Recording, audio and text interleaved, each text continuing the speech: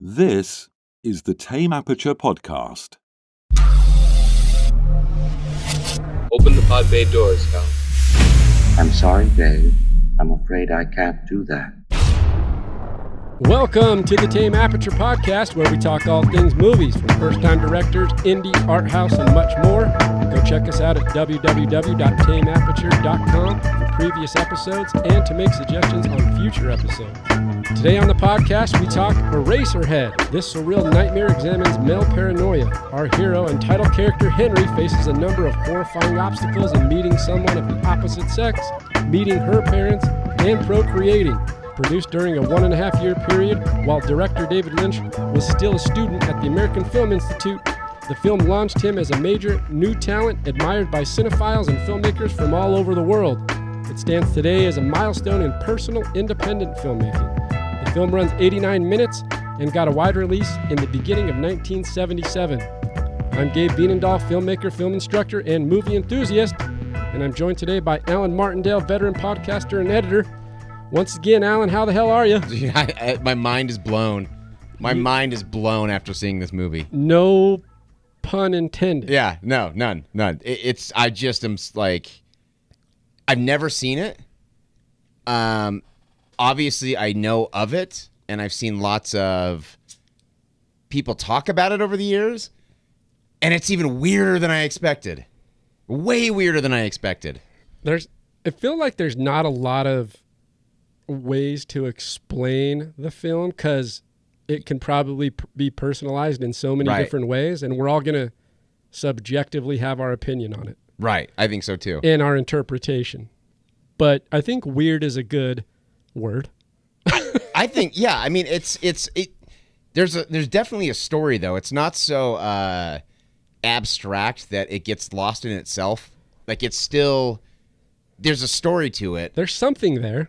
I'll give it that. For sure. And I think a lot of it I understand, or at least I think I do, but a lot of it is still lost on me. And I even, after, like, while I was watching it, I didn't like it at all. I liked the imagery. I liked the setting. I liked a lot of the stuff in it, but I also thought it was so boring at times and very, very slow. But once I stopped and I started thinking about it more, I got so intrigued that I started like looking up videos about it and reading articles about it. And the whole thing is just bizarre. The strangest thing to me, though, is that so many people, really well-respected directors and filmmakers, credit this as their favorite movie. Yeah, a lot of them really have a lot of great things to say about the film. One of my favorite filmmakers, Kubrick apparently in the research, like you're noting, said this is it. This is my top. Yeah, it's crazy. You know, Terrence Malick too. Terrence Malick. He tried to get funding when the funding fell through. Even in a contrasty type way, Mel Brooks. Yeah, right. Weird. And the follow-up film to Eraserhead for David Lynch is a Mel Brooks produced film. Isn't that crazy? Called The Elephant Man. I didn't know that The Elephant Man was produced by Mel Brooks. Had no idea. So, yeah, all these great filmmakers in cinema history love this movie. But it's not even that. Like, just going through, scouring the internet for content about this movie, people love this fucking thing. People love it. They are, and I don't, like, I don't get that. I guess I understand the appreciation, and I think it definitely captures the imagination because there's so much there to digest afterwards and even while you're watching it. And I imagine this is the kind of movie that you could watch over and over again and get something new out of it every time. Yeah. But to elevate it as your favorite movie, I don't get that. I don't understand that. Before we dive too deeply into the film, let me ask you quickly about your overall impression of Lynch in general. Have you seen other films of his or his series, his TV series, something like Twin Peaks? What are the impressions on Lynch? Where do you sit on that? I'm actually more familiar with Lynch as an actor than really his film catalog, unfortunately. I've seen Mulholland Drive. Mm-hmm. That one, I mean, it just gets more and more bizarre with him. And Twin Peaks. So Twin Peaks is a show that seems right up my alley. Yeah. And I was going to say, I thought, because I actually really love Twin Peaks, and Right. about a year ago during the summer, while my kids were with the grandparents for a week, I rewatched Twin Peaks, season 1 and 2, and I loved it. Again. Well, here's the thing for me, I'm going to look it up right now to see how far I've got, because I've tried to watch Twin Peaks multiple times, and every time I can't get past like the third or fourth episode. Let's see. So I've got to the fourth episode, and then I just can't get past it. It starts out slow, but I think that's fair to say for most of his work, because the first minute of this film, of Eraserhead, is a superimposition Right. of a guy, what appears to almost be, he's horizontal to the camera frame and floating in space or somewhere, Right. superimposed with a weird creature-like ball. I don't know. Well, was that the planet? Was that the... Well, because there's a guy credited as the man in the planet. I'm going to preface this podcast by saying I have thoughts, and I know you do too, and we have opinions about what it is and what it means. At the same time, I have no idea. Yeah. Okay. So I'm not going to come across as though the impression is, well, let me tell you what this is. I don't know if I would trust anyone that did that. There's people out on the web that are like, well, I'm going to break this down for you. Think how many theses. What's the plural of thesis? Whatever that is. I don't know. Theses, I teach we'll college. Just say that. Yeah. How many theses do you think have been written about this? Oh, for people breaking the shit down. Yeah, I mean, hundreds. Yeah, totally. Hundreds. Totally. Hundreds. Even the first scene, it's so long, I'm kind of just like, where are we going? What are we doing? What are we establishing? Right. Why does it drag on that long? That's the thing is, this isn't like some other movies we've watched where it just drags on for, it feels like no reason. It feels like there's a purpose behind the slowness of it at times. Knowing Lynch, at least from watching different interviews and, of course, watching some of his film catalog, his work, it has intent, even if he doesn't understand it. Right. He's an artist in that way. And, one of the things is on this podcast we talk about we're first-time directors, which this is his first film, but we also say indie and art house. Mm-hmm. And this definitely falls in that experimental. There's all three of them. There's all three of them. Yeah. But more so than the others I think that we've covered, this falls into the art house category. Lynch is an artist.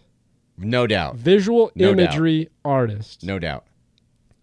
I can't create this world. This is not a world I could create as a filmmaker, as someone putting together a story. It's confusing. It's abstract. It's eccentric. Mm-hmm. But at the same time, it's well built. And what I mean is initially, once you get past that first scene where we see the superimposition, it's him in an industrialized world. It feels that way. It feels almost apocalyptic in a way without being steampunk crazy in your face. There's nothing natural in this world. It doesn't feel natural. Let me ask you this, because this is, and I did this unintentionally. This is a Janus Films Criterion Collection. I didn't realize that when I picked it. Oh, really? No. And it's a black and white film. Yeah.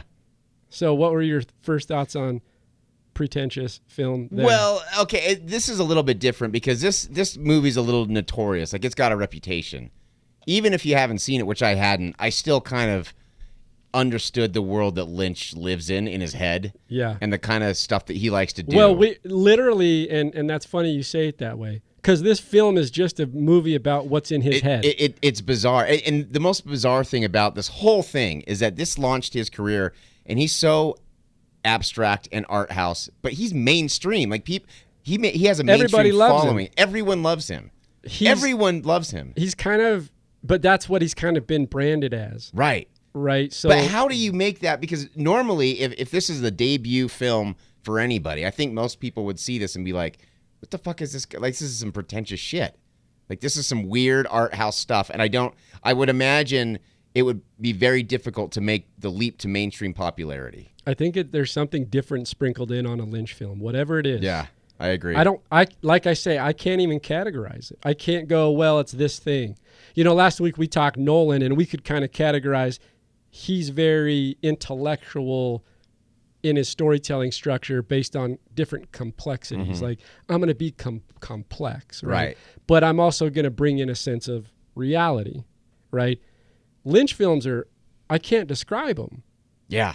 Yeah. So that's how he's done it. Somehow branded himself, sprinkled in whatever he feels as an artist, and somehow it resonates on a larger scale. Well, I also think that part of it, the appeal, is his personality too, because he's awesome. He is hilarious. I love listening to. That's the thing. Like, everybody can go, I love listening to him talk or in interviews. He is very well aware of his reputation, and he is fine to poke fun at it. Yeah. Like, he's not some pretentious guy at all. He understands, the kind of stuff he's making, and he understands how it's perceived. I love him as an actor. Have you ever seen him in Louis? No. Oh, he's fantastic. He has a whole. I don't want to call it a character arc. It's more a character arc for Louis, but in Louis C.K.'s TV show, and I know he's kind of yes, I have. Yes, hilarious. Yes. He plays a guy who's trying to groom Louis C.K. into being a talk show host. Yeah, and he's fantastic. He's fantastic. He's the oddball eccentric. He is. He's perfect. I love the guy, and he's wearing his patented little suit with no tie, and he's always smoking a cigarette like always, and he's got the Eraserhead hair. Yeah, that's the other thing. The main character in this film is almost an embodiment physically, in some sense, of himself. For sure.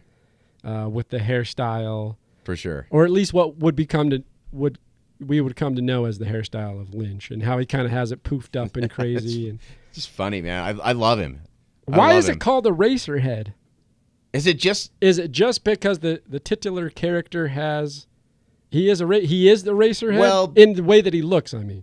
And maybe not only in the way that he looks, but maybe his haircut. Not just literally, but his head pops off in this movie, and the kid takes it to a pencil factory. Yeah, and it becomes an eraser. And exactly. So, even though it's a dream, or is it? I don't know what the hell it is, but maybe quite literally and, just figuratively with the haircut. So, having not seen a lot of, I became fascinated with this movie, and I've been doing this lately with all the podcasts where, I would have seen these 16, 17 years ago while I was an undergraduate student, and I was just basically fascinated by filmmaking. I still am, but in this time in my life, mid-20s, early 20s, every single night, every single weekend, I'm just watching films. Yeah. All the time. Yeah. And this happened to be one of those, but I haven't watched it since.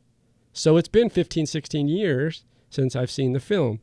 But subsequently have seen his other work, like I mentioned, Twin Peaks. And I love Mulholland Drive. I don't know what it was that intrigued me about it, but something was there. And so rewatching this, it kind of reinvigorated my interest in Lynch a little bit, even more so. Mm-hmm. And the confusion still stands. I have no idea what's going on in this film. Yeah, I don't either. I don't either. I think I have a general idea of what the story is. This long, we'll walk through it, and I'll try to go. Maybe not. How are you going to walk through this one? I'm not going to. Well, because we've watched a bunch of stuff that's nonlinear, and that's tough to walk through. But this thing's a whole other monster. I don't know how you're going to do it. I don't envy you. We're not going to walk through it. We are, but we're gonna tackle it the best we can, and then talk about some important scenes, right? Or scenes that stand out, right? But that opening scene, like we discussed, it's a floating brain planet, circular object superimposed over the main character. Mm-hmm. It goes on forever. It literally goes on for 2 or 3 minutes. It's at least 2 minutes. I know that. So it moves into this ball or this thing, and then it takes us into the world. Mm-hmm. So it's 3 minutes of this slow-moving, very kind of... There's not a lot going on in the frame. It's just a single ball. and then it goes into the world, right? So here we are, we get in there, and this is what is interesting to me. And like we said before, the atmosphere that Lynch creates is amazing. I'm blown away. Like, it doesn't feel real. It's not a world I know, even though it's a world that's familiar. In the sense, and what I mean by that is it's familiar things. Okay, a guy with a suit on, normal, doesn't crazy hair, but done nothing crazy. Walking down a train track, walking down a side, walking in to an apartment complex, walking like things that we know, but somehow he's portrayed them to be abstract or different. Yeah, and I wonder if there's a little bit of if that familiarity comes from, because to me when I'm watching, is it Henry? Is that the name of the character? Yeah, the main character. When I'm watching Henry walk along in all these dingy areas, it felt a lot like kind of Buster Keaton-y, and it also felt like a little Cabinet of Dr. Caligari. It has, and that's one thing I could pull away as like someone who's a film buff and loves the history and the film and like German Expressionism. You're mentioning Caligari or, you know, the silent films with Chaplin or Keaton. It's funny because when he's walking, there is a little bit of that Chaplin waddle. Yeah. And the Caligari look, especially in the abstract look of it with the hard lighting and the, you know, like 100% agree with you. And especially when he gets into his apartment building. Yes. Because then even the walls are at an angle a little bit, and they're very high. And it just reminded me a lot of Caligari. 100%. Goes into this scene. Now, then there's this image of a deformed goblin. It's almost Nosferatu. Right, yeah. So then again, we're going back to this film history, and he's looking out a window. It's not the main character. Right. It's just some deformed, I want to say he's got spores all over his face and long fingernails. It literally feels like Nosferatu. And for those listening, Nosferatu is an old German expressionist film from the 1920s, silent film. It has that vibe to it. But it's this guy looking out a window, and that's it. Like, it just shows him. And then it cuts back to Henry, who like opens his mouth in awe as though he's watching this guy looking out a window. Right. Then a sperm thing. Well, and this is why it's gonna be so fucking hard to go through there is so much. I know. Wait. Let me finish the sentence because it's gonna sound weird to those listening. A sperm thing floats out of Henry's mouth. A spermazoid? What do you call it? Trying to describe this on an audio format is just going to be impossible. It's for me. I mean, this is just so much sexual imagery in this. A lot of sexual imagery. You know, I saw an interview with Lynch, and I don't know. I can't speak for anyone, right? But I did see an interview with him. It was a quick clip of an interview about Eraserhead.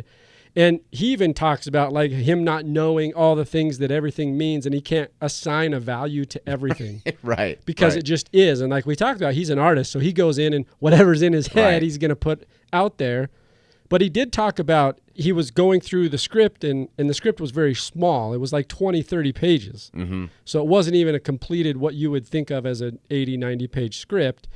Some of that inspiration came from him reading the Bible. Interesting. So he, and whatever form that took. And as you're watching this first part that we're describing, there is an esoteric vibe to it. Definitely. A godlike person looking out a window, Henry, the main character, almost seeing it, and then some kind of procreated sperm coming out of his, like, do you know what I mean? Yeah. It's a very abstract way to do it, but there's a vibe of that there. For sure. Sprinkled in. For sure. He started as a painter, right?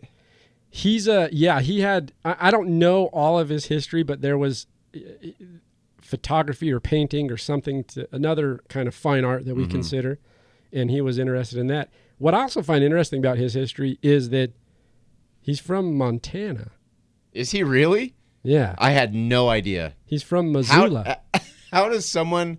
And that's not a knock. Look, that's not a knock on Missoula. Oh, no. My girlfriend Jess, her whole family's from Montana. They live in Montana. You know, that's great. But I can't imagine a lot of people like David Lynch are coming out of Montana. It just doesn't seem.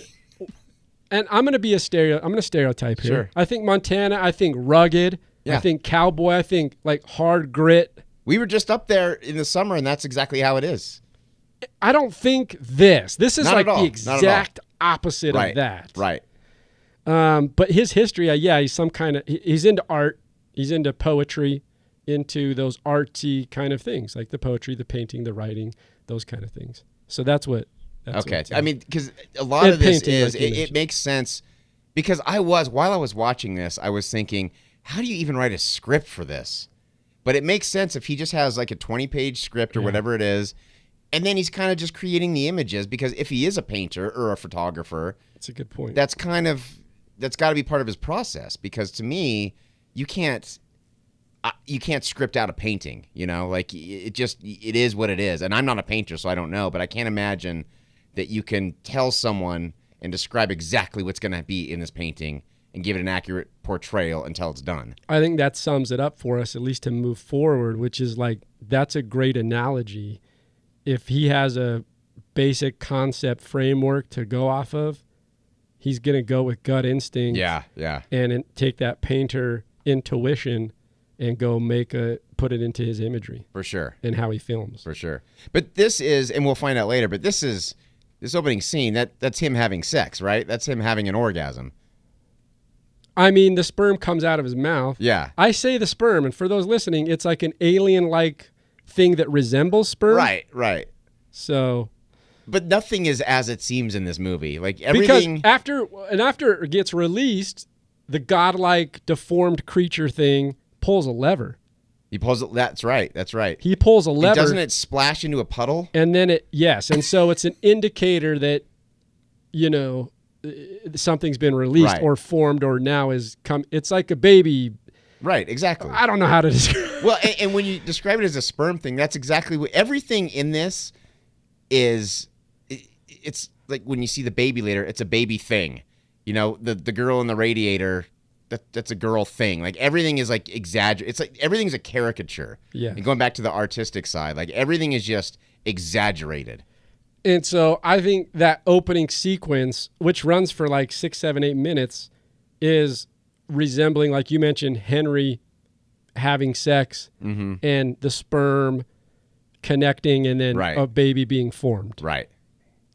Yeah. This comes into play later, but it's very, like you said, it's a very painter-esque way to do that. Definitely. Right? Definitely. In a normal story structure, if we went to a movie now that was released theatrically by some big studio, how would they paint that scene? Well, it would be a guy and a girl either insinuated that they were making love. Right. And then 2 weeks later, a phone call like, I'm pregnant. Right. You certainly wouldn't have some abstract. It's not going to be painted this way. No, not at And all. I think that's what I love most about how he's doing this film, which is like, it's so different than what 98% of people are going to imagine in their head painting a scene like this as a filmmaker. I agree. I think there's only like 2% of the people in the world that will paint it this way, and he's in that 2%. So I just like it for that reason. It just goes on too long. That's my it goes problem. on pretty long, and then it just shows Henry walking around. But this is where it establishes the world. Everything. Yeah, I'm fine with this dragging a little bit. It goes, and it's these long shots of him walking. He's going by complexes and hills and railroad tracks and all this stuff. Stomping through mud. This is what I like. What it does do is sets up that the world's very isolated. Even though it's big, you're alone because it never shows another human being in these interactions. So I kind of like how he establishes this concept of, and it's also, like we mentioned, very industrialized. It feels very 1930s, like industrial. It feels almost like a land that has just been desolate, right? It's just desolate. I don't know if there's been a war or a nuclear explosion or what, but it just feels empty and isolated and desolate. And we said that before. It's very in a different way apocalyptic. Definitely. And again, nothing is natural in this place. There is nothing natural. Even the ground he's walking on is just muddied and dirt, and just everything is just it's man-made. Yeah. Everything is man-made. Yeah. It shows him walking. He gets to his apartment, and he checks the mail. He's carrying groceries, So very mundane tasks. And these are all normally shot, Right. for lack of a better way to describe it. Because we've described the first 7 minutes as this elaborate painting in some sense. Right. Whereas the next 5 minutes is just Henry going about mundane tasks. And for some reason, I enjoyed that a little bit. Like, there's something about his dopey expression and his doofus look when he's just, walking around, just kind of doing his own thing, and we're seeing this world. I kind of enjoyed that a little bit. Yeah, I did too. I also, it resembled, for those that are unfamiliar with Lynch's work more, because even though he's pretty big, he's not pop culture Right. at the widest scale. And there's resemblance of how this is shot and the feel of how it is. It's got, for those that are listening, it's like a little bit of a Tim Burton-y vibe. Definitely. That's in a the great way way to that put it. in the way that it's the world is. For sure. Right. So Burton's pulling from him. Lynch isn't pulling from Right. Burton. Like so, the first Batman. Yeah. Yeah, it's got that vibe. He gets in this elevator, and there are these long shots. Like, Lynch is not afraid of long shots. It shows Henry in the elevator for like what seems like forever, and he's just looking around. This character, by the way, is captivating. Like you mentioned. He really is. He really is. I don't know what it is, if it's his facial expressions. I think that's part of it. It's kind of the physicality of the performance, but he's captivating to watch. There's that dopey, innocent boyish look on his face. Yeah. Uncertainty. Yeah. Just like, what's going on? He doesn't even know. No, he has no idea. Yeah, I mean, it's like a child. It really is like a child. And he goes to his apartment, and then this seductress comes out from next door, the lady in the next apartment, and she basically tells him that, hey, your girlfriend came by, or what is thought to be his girlfriend, Mary, came by, and she's invited you to dinner, and she wants you to come over. And he's like, oh, he's confused. Totally. He doesn't even think, because I guess the implication or the idea would be that he doesn't even know that him and Mary are still together. Nope. So he kind of takes this advice, but he's also infatuated with the girl next door. So we do set this up initially, and this comes into play later. Yep. But we know that Henry's got a sexual interest in the woman next door, and she's credited as across the hall.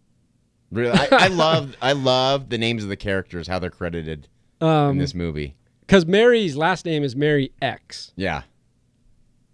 Is that?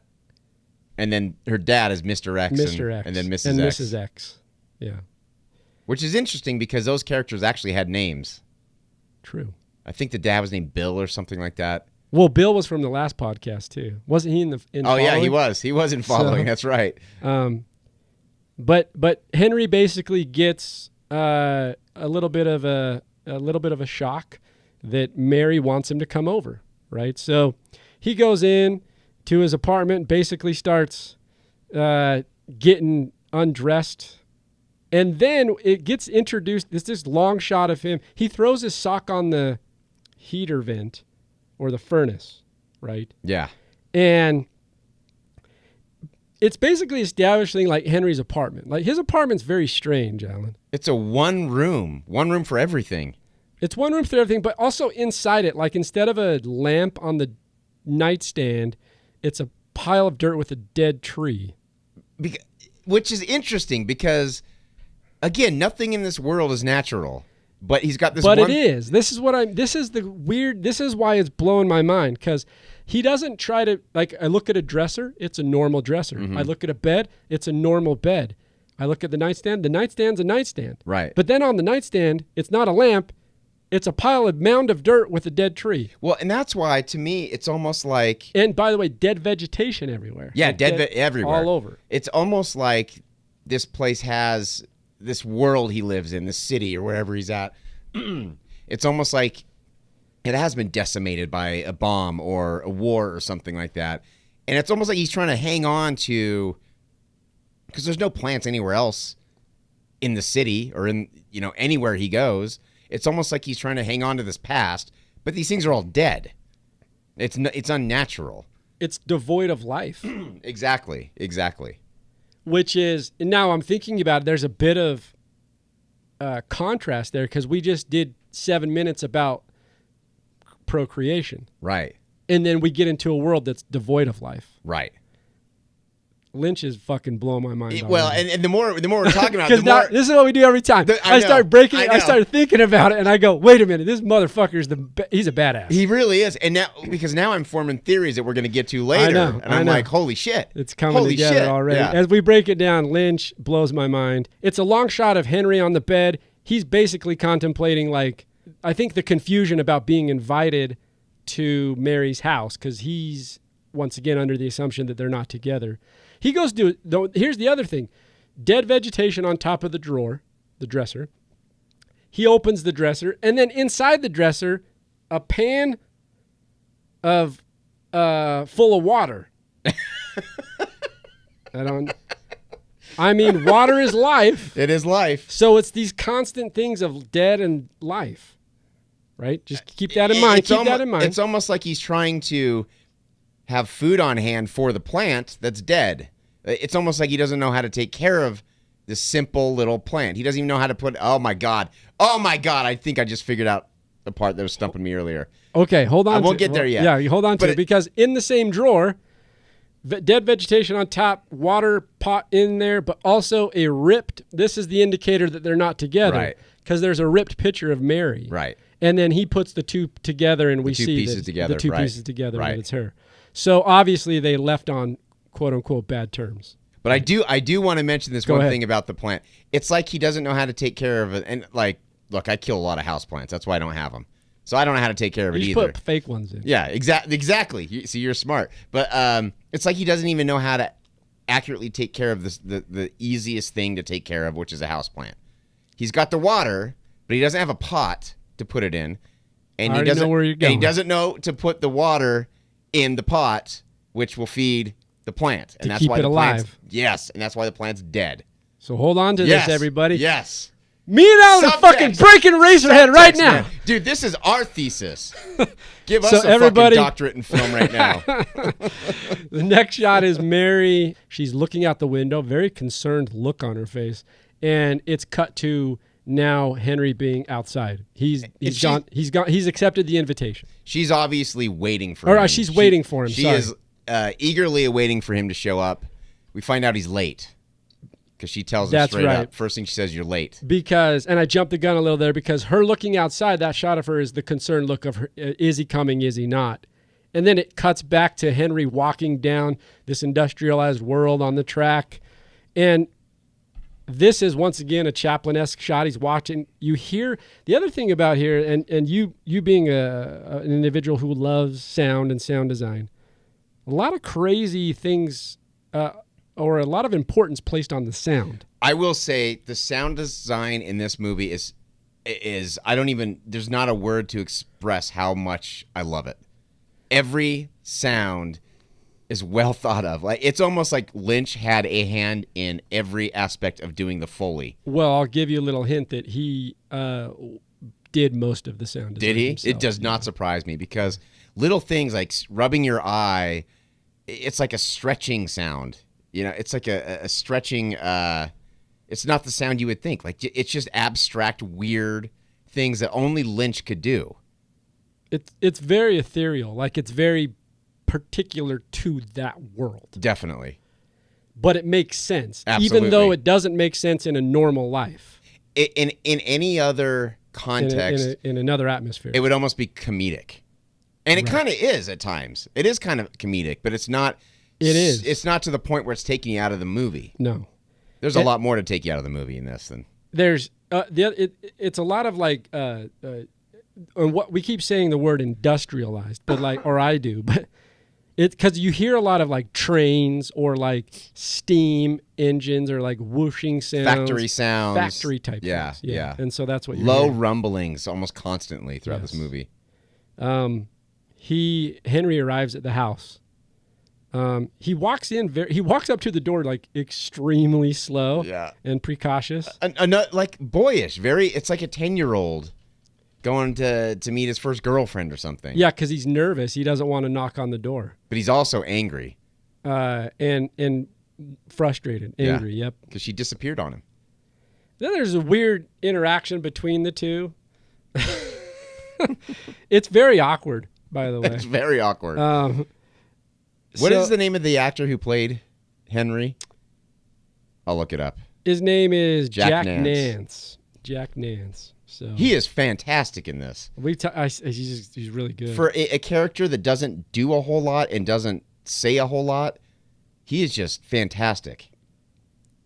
Then the awkward situation. He gets in the house. The mother of Mary is sitting there, Mrs. X.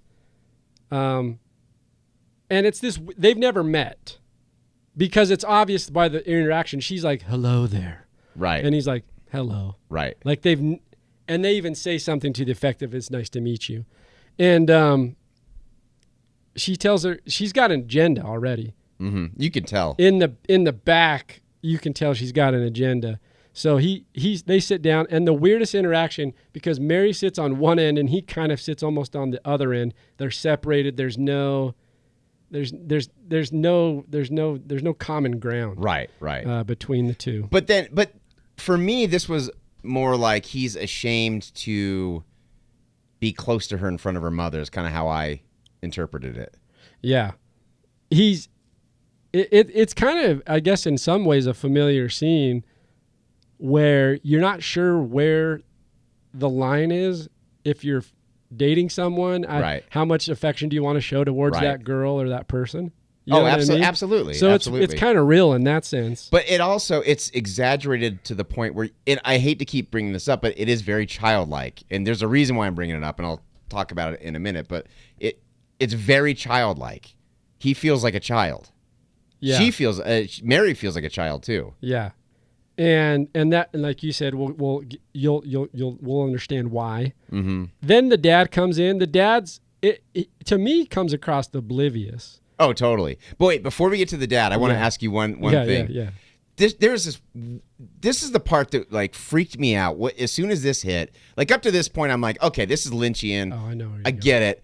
Mary's sitting on the couch next to her mom, and out of nowhere, she starts freaking out. Mary starts freaking out, kind of squealing or yelling or she starts gagging. Gagging. And then the mom she gags and then grabs the back of her hair and starts combing it. Or she like grabs her by her jaw. That's right, the jaw. And then she starts brushing the back of her hair, and then Mary calms down. What the fuck was that? I don't know. What? I don't know. I'm trying to figure it out. That's another 30-minute side podcast. Yeah, exactly. Well, and this because you're right. I have no idea. Well, and then we're getting shots of the dogs and the mother dog nursing her puppies in the same house, and I'm thinking, are they equating this family to like a litter of puppies? Like, are they animal? Like, what the hell? The only thing there I can go that I can't go anywhere. I don't know. But that was the part where I'm like, oh shit, this is even more bizarre than I thought it would be. Well, it is bizarre because it seems so unnatural. Out of nowhere. That's what I mean. Out of nowhere. Out of the blue. So I don't know. I don't have an answer for that one. I think that's literally another 20-minute side podcast. Yeah, no, it probably is. Just be aware when you get to that scene that Mary does a weird cough thing and then gets calmed down by her mom petting her hair. So I don't know. So bizarre. But Mr. X, I love this Then dude. Mr. X comes in. I love this man.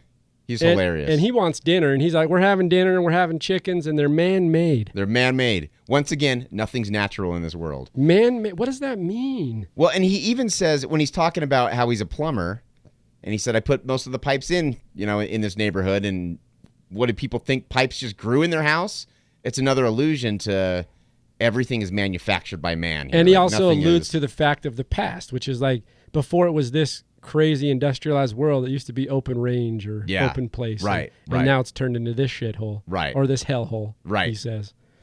And like you said, he's put in every damn pipe. Right. So he knows. And that, to me, that's just important because it's just more, it's more hitting on the fact. And he says, look at my knees. Look at my knees. Yeah. and then, I mean, this whole scene, I do this a lot, but it kind of ringed a little bit of Texas Chainsaw Massacre here. You know what's crazy? I thought the same thing. Did you? Okay, good. I'm not insane then. Because the way the mom charges at Mr. X. But go ahead. I didn't mean to. And it reminded me of Leatherface getting charged by the cook and kind of like cowering away. And then also later on with Grandma sitting in the chair. They get into the kitchen and Grandma is catatonic. Yes. In a chair. Right. And Mrs. X grabs the salad bowl, puts it in Grandma's lap, grabs her hands, and mixes the salad with Grandma's hands, Right. and then gives her a cigarette. And this reminded me a lot of Texas Chainsaw Massacre because it's that dinner scene with Grandpa, and they're trying to have Grandpa kill Sally by putting the sledgehammer in his hand, but he's too old and decrepit to hold on to it. Yep. So Leatherface has to help him bash her over the head. So what we've seen so far are kind of like, we're interpreting a lot of the stuff we've seen as homages to old cinema. I mean, Chainsaw came out in 3-4 years earlier. 74, so you never know. You never know. I mean, that's the other thing that I've learned about all these filmmakers is we're doing, especially the first-time directors, and I do this in the short films and in the small projects that I've worked on. We pay homage to what we like. For sure. So it wouldn't put it past Lynch to be like everything. A lot of what I do here is homage to other things. Could be. Yeah. They sit down at the table after Grandma's mixed the salad and had her cigarette. and Grandma's lifeless, by the way. Yeah, there's no lifeless. movement, literally Right. catatonic, just sitting there. And she's not even at the table with him. She's in the kitchen. I noticed that. Yeah, they just left her in there. They just leave her to her own device. And they have dinner. They begin to have dinner. They put out the chicken, which is man-made, and they're these tiny miniature, what looked almost more like they're chickens, but they look like a small turkey. This is out of a nightmare. Do you know what I mean? Yeah, They have totally. that shape. Yep. Mini turkeys, what it looks like. And the dad says, Mary usually does the carving, but Henry, would you do the carving? And you're like, what is there to carve? Right. They're all individual turkeys. Yeah. These man-made chickens. And Henry's unsure how to do it. And then he starts cutting it, and it just starts goozing and oozing blood. I swear this is just straight out of my nightmares. I don't know what the fuck is going on. This goes back to Mary on the couch because Henry starts cutting it. It's just this unnatural flow of fluid. Right. Then the mom starts having a spasm. Well, not only are the chickens oozing something, the legs are moving on the chickens. Yeah, they're dancing. They're dancing. Yeah, they're dancing. And while that's happening, though, this is the other thing, is the mom has a spasm. Her head goes back, her eyes roll back a little, her tongue's going crazy. Right. And she has a weird spasm. And then she runs out of the room. And then the dad's like, he's like, she'll be okay. And you're like, where does this guy come up? What is happening? And then he's sitting there smiling at Henry forever. It's silent, and he's just smiling at him. He's just looking at him. And then out of the blue, he goes, well, Henry, what do you know? It's like, what the fuck? How do you answer that question? In response to his question, Henry's like, I don't really know anything. Which is very true. And it's like, spot on. Yeah, you do know something, Henry. You don't know anything. You don't know shit. And that just makes me think that also, like, it's also a little play on human beings, which is like, what do you know? And people will try to oftentimes explain what they know. Right. And the truth is, like, the more you know, like the cliche goes, you don't know anything. Yep. It's true. And he's saying something It's there, true. even in the subtle way, right? The dad, just like you said, smiling. The mom comes back to the table and calls Henry over. She's like, hey, I need to talk to you. And Henry's like, okay, this scene too, Alan. This is so weird. So bizarre. I mean, I got a feeling we're going to be saying that a lot for this. I'm sorry, guys. This episode. And I mean weird in a fun, it's still a fun movie to watch. I really like it. The mom calls Henry over, and then it cuts to Mr. X just staring at him weirdly, and Mary looking out from the kitchen with a concerned look on her face. So you know that the mom's going to confront Henry about something between him and... So they go over to the side by the family room. They have this, have you had sexual intercourse with my daughter? And you're like, whoa, this is getting serious questioning right off the bat. Henry's like, why are you asking me that? He's like, that's none of your business. Which to his... I agree. Is true. 100%. And the mom's like, you're in bad trouble if you don't cooperate. Like a cop, man. Scary. Oh my gosh. Scary. She got real aggressive. And not only aggressive, then it turns into her. She's like, if you don't cooperate, well, then. And she starts like kissing his neck. Well, see, I couldn't... Was she kissing his neck? Was she like gnawing on his neck.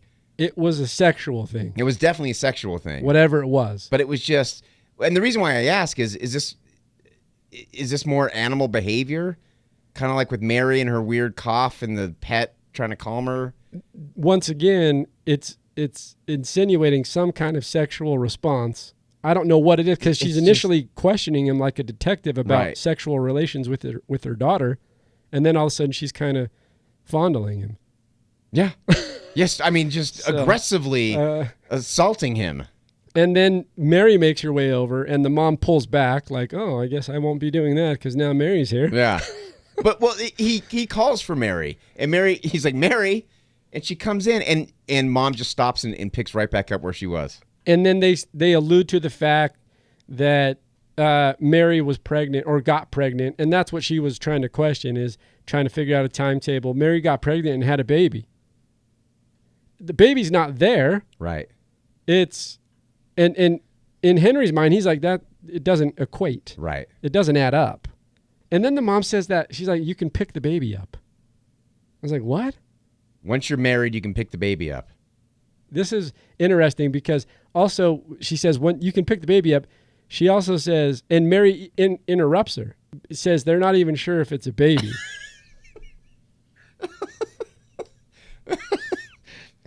And then the mom says it was premature. So it was definitely, it's a premature baby. But that alluding factor to Mary going, they're not even sure what it is. Right. Is going to open up your mind later on. Then the mom, like you said, says, it's premature. And Henry's confused because he doesn't think any of the timetable adds up. As a result of the pregnancy, or what's assumed to be the pregnancy, which all happens very quick, by the way. Henry just accepts it. And then they start talking about getting married. It was the saddest way I've ever seen a couple get engaged in a movie before. Because she's just bawling, and she's just like, are you okay with that, getting married? And he's like, yeah. He's like, I guess. And then she's just bawling. It's just the saddest. You can just imagine that this is actually, as absurd as this movie is, I imagine a lot of people related to this scene. Because I think there are a lot of people out there who have had similar experiences. That's the interesting thing about what Lynch does, is that even though it's like those abstract notions, it still has a sense of relatability. Right.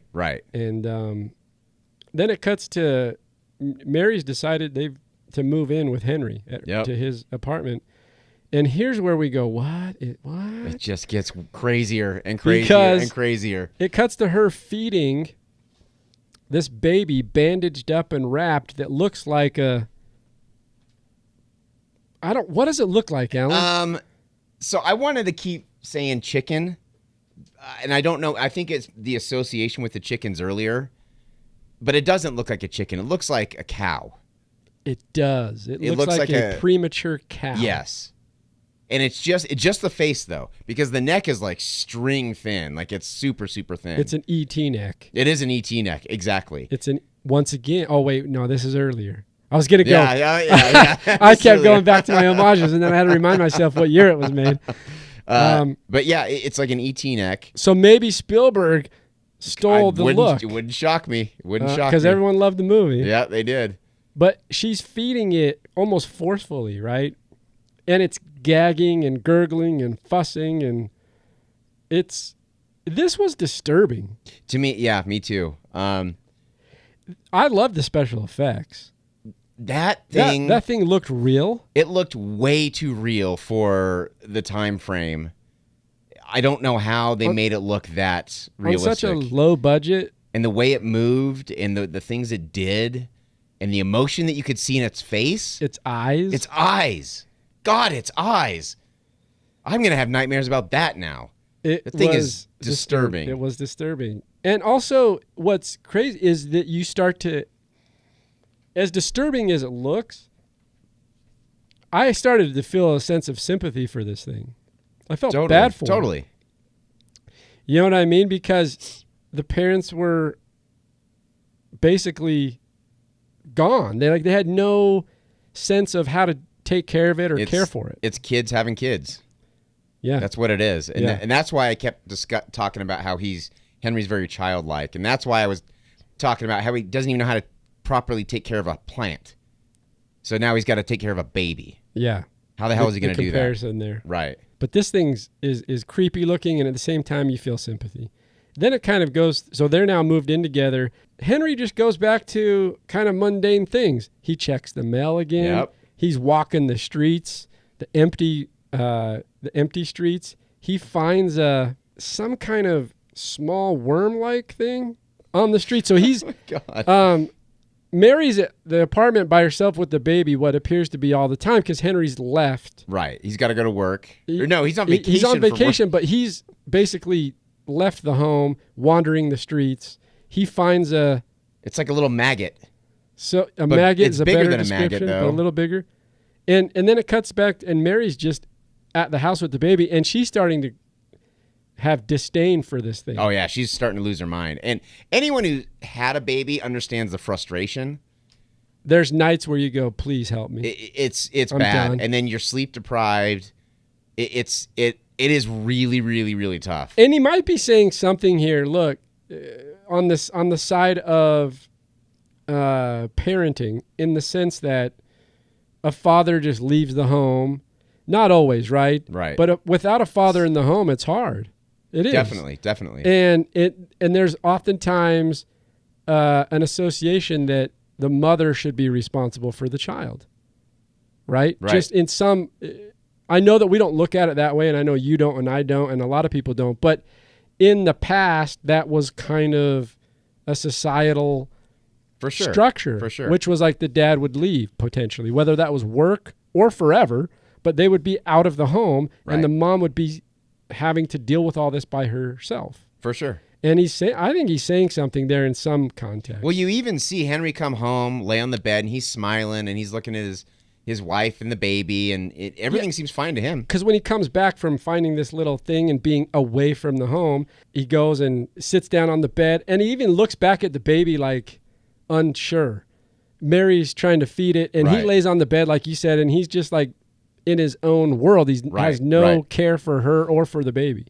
Just totally oblivious. So oblivious that he looks at the furnace and it starts to, a show starts to come alive in his mind. It's delusion, I think. Yeah. Because he's on the bed, they're over there, and his delusion is, I'm going to go into my fantasy world, and his fantasy world is basically him ignoring the baby crying, him ignoring Mary trying to take care of the baby, and he sees like a stage inside the furnace. That's right. A theatrical stage. And it's just like an empty stage at this point. We'll see later what it is, but he's in a delusional state in the sense that he's just escaping in his own mind. Yeah. It's a lot like, I think, what Mr. X was doing, because he was happy-go-lucky. He was totally oblivious to this family drama going on around him. Right. His wife freaks out and runs into the other room, and he's just still sitting there smiling. Totally oblivious. Maybe it's saying also something about the nature of male and female. It probably is. You know? It probably is. And with the burden of responsibility of raising the kids and doing the right thing by the kids, what that can do to a person. Yeah, absolutely.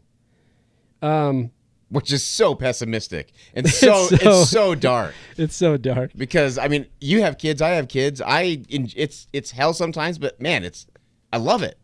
This is why, as we've been breaking this down, man, there's just so much more depth than even initially you might view on the first time. The more I think about it, and this has been happening to me all day. I watched it today. This one, you'll never be. There's pre-Eraserhead and post-Eraserhead. Yeah, that's so true. I'll never look at the world the same. I'll never look at a frame of film again the same. It's what Lynch does. They're in bed sleeping.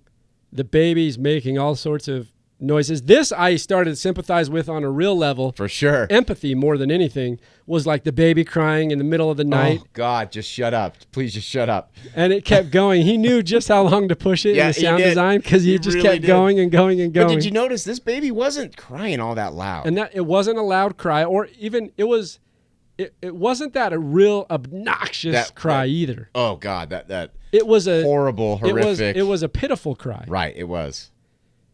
That made it worse. Totally. Because you knew it was suffering. It was totally suffering. And then to see Mary just get so agitated and so agitated. Well, first he wakes up. They're sleeping, and he wakes up and puts that little what did we call it? The thing he found? The maggot? He puts the maggot in a little box dresser thing. Right. And the baby keeps crying and then whimpering. It's a whimper. Yeah, it is. It's a whimper. And it cuts to Mary, and she's awake, and so is Henry. And Mary is just so agitated, so frustrated. There is one part there, though, where he touches her on the shoulder, and she pulls away so fast, and I could not help but laugh.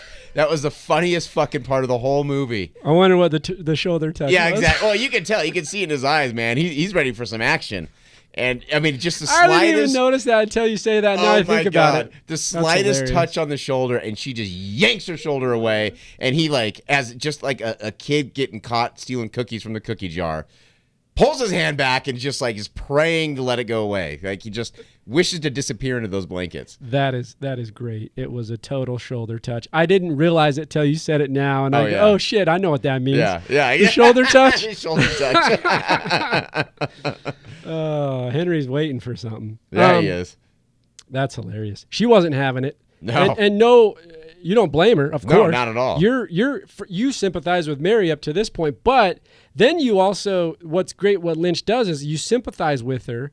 And then immediately, when she gets so frustrated that she basically can't take it anymore, right? Yep.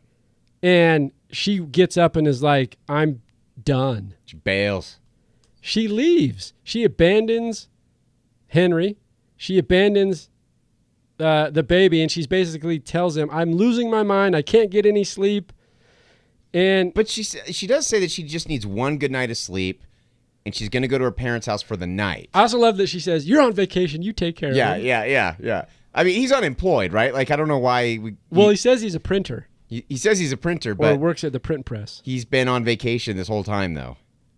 So it's some kind of throwback to... That's why it has that 30s vibe, almost depression-like, where he's not working or is having a hard time finding a job. Good point. And you said, she's all I need is a decent night's sleep. And so she leaves. You take care of her. Also relatable. Totally. Totally. Absolutely. Anyone who's been a parent knows there is that breaking point where you're like, I can't do this anymore. And then she abandons and leaves. And then Henry's kind of mad, but not really. But then he's like, why don't you just stay home? Yeah. Why don't you just stay at your parents then? Again, it's very like childlike the way he's just so great in how he delivers every line that he's got. And then before she leaves, though, she goes back to the bed and like starts jerking the bed. And it was the longest cut of a scene. And then she pulls a suitcase out. It was hilarious, though. I don't know what it meant. She's crying the whole time. Yeah, she is. Frustrated and angry. Pulling. And then all of a sudden, you're like, what is she doing? And then she pulls a suitcase. Out the suitcase, yep. And you're like, okay. She didn't pack it, though. She just took it. Yeah, she just... Which tells me she had that fucker She's pre-packed. been ready to go for a while. That suitcase was pre-packed weeks in advance. From the days day in they advance. brought that baby home, I think, that cow baby home, I think she was ready to go. So what do you think happens when Mary leaves? What's the first thing that Henry thinks of? He tries to go over to the woman across the hallway. He's thinking, well, it's that scene because it shows the woman across the first thing he thinks of when she leaves is the seductress across the hallway. He tries to open the door, baby cries. Yeah. Shuts it, baby shuts up. Yep. Opens it again, baby cries. But it shows a shot of him and he thinks of her across the hallway. Right. So he's not thinking about what do I need to do. He doesn't run after Mary. He doesn't try to. Nope. He thinks of the sexy woman across the hallway. Yep. The perverted man. Seriously. So, but then he comes out of this little delusion again, this fantasy of the woman across the hallway, because the baby's crying. It's almost like having a hard time breathing. He takes its temperature, and he's like, "Oh, you are sick," and you're like, "Well," he says that after the jump scare, because there's a jump scare here where he takes the temperature and he's kind of looking at it, and then it cuts back to the baby in a very abrupt fashion with the music stinger. And the baby's covered in hives or something. Oh, that's right. And it's like a straight up jump scare. Well, he takes the the temperature first. Right. And then, right after that, it cuts back to him, and he's like checking the temperature. He walks over, and then a jump scare cuts back to the baby, and it's completely deformed with spores and different things. What's all with over Lynch and these weird jump scares? I mean, this isn't quite as pronounced as Mulholland Drive with the behind the dumpster. Oh yeah, but it's out of place. It's shocking. Right. Well, you would think that the way he set it up, that Henry would have a bigger reaction. Yeah, but this baby looks sick. But Henry just says, "Oh, you are sick." I know, but it looks disgusting. It does. Are you talking about before or after the hives? Before, but way more after. It looks so disgusting.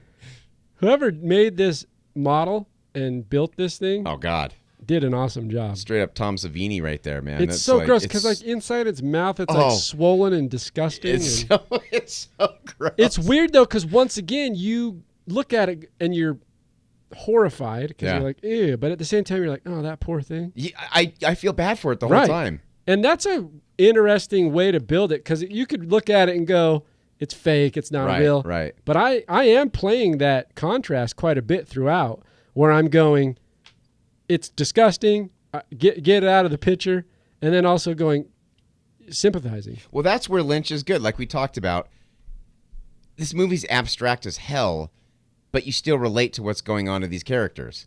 This baby is disgusting as can be, but you still feel a lot of sympathy for it. Yeah. Like Lynch, he's able to manage those two, because usually something this repulsive, how could you have any sympathy for this thing? Right. I don't know if it's the sound. I don't know if it's the pathetic little movements of its head. I don't know what it is. Those movements make a difference. They really do. In making it feel authentic. They really do.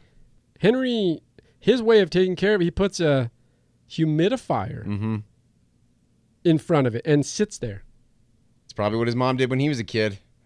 It's the only thing I can think of. It's like, I wouldn't have thought to do that. Maybe, I don't know. The only thing he's missing is the Vicks Vapor Rub on the feet with the socks. Exactly. But he's just sitting there and doesn't show. He sits there, but he's not showing a whole lot of sympathy for the baby. He's just more of like annoyed. Totally. This is the beginning of the end. So that's where it starts. Then this is where he tries to leave. He's like, he goes over, he checks on the baby, he sees the humidifier there. It seems to be quiet for a moment, puts on his little robe or coat and goes to the door. And as soon as he opens the door, the baby cries and whimpers. And then he goes back and then he sits down. And when he sits down, it does it a few times, 2 or 3 times repeatedly. And then he sits down and he's like, I guess I'm here. Oh, poor Henry. And those cutbacks to the baby make me vomit. I'm sorry. Gross. It's so gross. Then he lays down and it does these cutbacks to the baby. And like we were talking about with the eyes kind of draw you in and make you sympathize for it. It feels real. He's laying down. He's trying to get some sleep. Then he goes into delusion land again. He looks at the furnace and it starts to have a light come out of it.